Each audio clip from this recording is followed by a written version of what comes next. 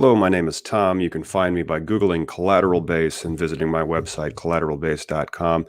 It's the law firm you call if you have good problems. When I started the law firm, I thought that I should have a hashtag for it. It was 2018 and all, and you can reach me at tom@collateralbase.com. That's my email. If you have any questions regarding business or litigation, feel free to shoot them over there. If you enjoy this, don't forget to give us a like and a subscribe because we're going to be talking all about a judgment. Now, some people think that a judgment is money, and that's not necessarily true. It's not legal tender. You see, you have to realize something about judgments. They are just an order from a court.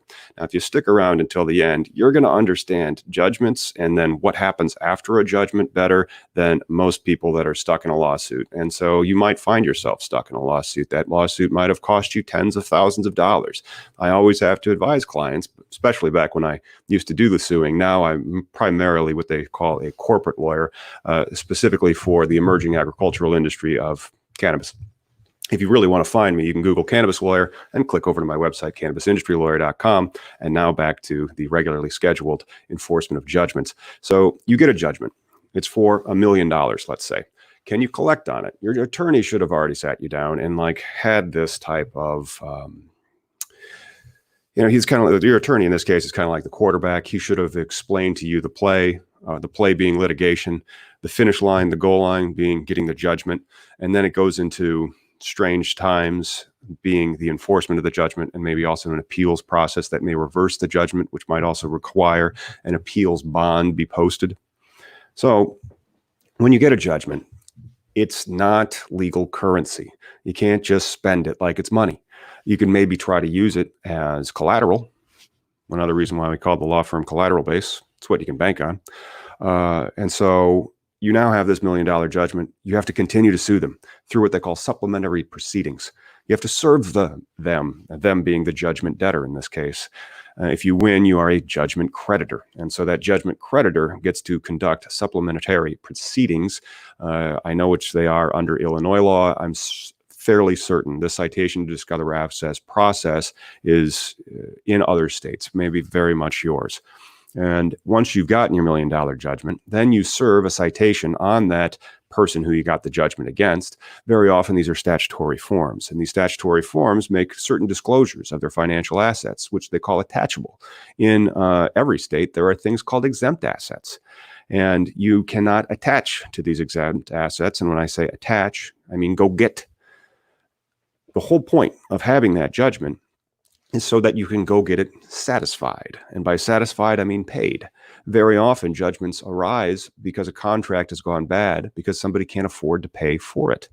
And therefore, before you go and start suing and then get a judgment, is that company going to file for bankruptcy? You still sometimes have to go and enforce your rights. You can make a collection, especially in the fraud cases, because in the fraud cases, you are usually tricked out of the money.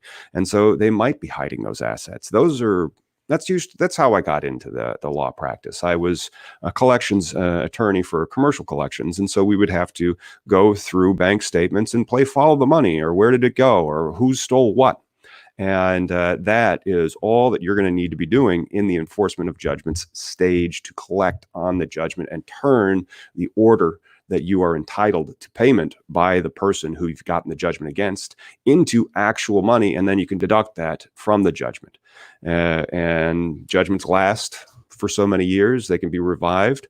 You can file for bankruptcy and discharge that judgment amount unless that judgment arose through something that was accepted from discharge. My most recent and maybe my last case included such a thing.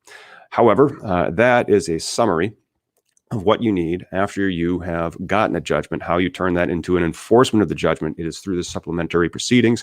You serve the judgment debtor with a citation to discover assets. They respond to that citation to discover assets. You may have to drag them into court and get them to respond by using certain persuasive tactics that the court allows you to do.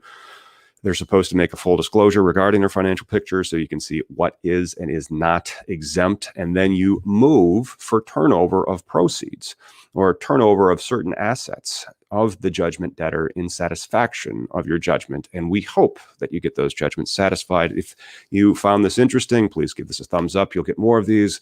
Click subscribe. And if you have any questions about business or litigation, drop it in the comments.